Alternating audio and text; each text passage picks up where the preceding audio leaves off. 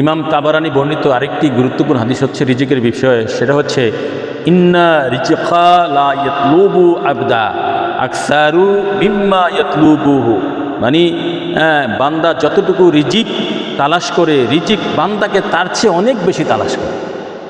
আল্লাহু আকবার। আমরা রিজিকের জন্য যে হয়রান পেরেশান, রিজিক তার চেয়ে আরও বেশি আমাদেরকে তালাশ করে যে আমার বক্ষণকারী কোথায়, আমার বক্ষণকারী কোথায়, আমাকে বক্ষণ করেন, আমাকে বক্ষণ করেন। অথচ আমরা করছি বিপরীত। হায় হায়, এই দুনিয়ায় অবস্থা, শয়তানের দুনিয়া। হ্যাঁ, রিজিক রিজিক রিজিক। হ্যাঁ, আমার নবী পাক সাল্লাল্লাহু আলাইহি ওয়াসাল্লাম হাদিস শরীফে কি বলে, হ্যাঁ, সেটা ইমাম তাবারানি হাদিসটা বর্ণনা করেছে, ইন্না রিজকা লা ইয়াতলুবু আবদাল আকসারু মিম্মা ইয়াতলুবুহু। বান্দা রিজিককে যতটুকু তালাশ করে না, তার চেয়ে হাজার গুণ বেশি রিজিক বান্দাকে তালাশ করে। তাহলে আপনি বসে থাকলে তো আসবে না কেন? যদি তার উপর তাওয়াক্কুল তো আল্লাহ রাসূলি, কোরআনে বলতেছে ইন্নাল্লাহ ইউহিব্বুল মুতাওয়াক্কিলুন, আমি আমার উপর যারা নির্ভরশীল তাদেরকে আমি মহব্বত করি। আর যিনি মহব্বত করেন তার রিজিকের অভাব হয়? হ্যাঁ, রিজিকের হাকিকত তো বোঝেন নাই।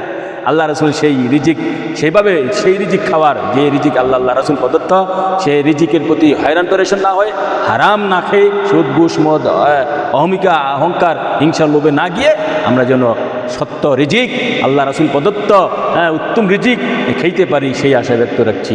হ্যাঁ, আমা আলাইনা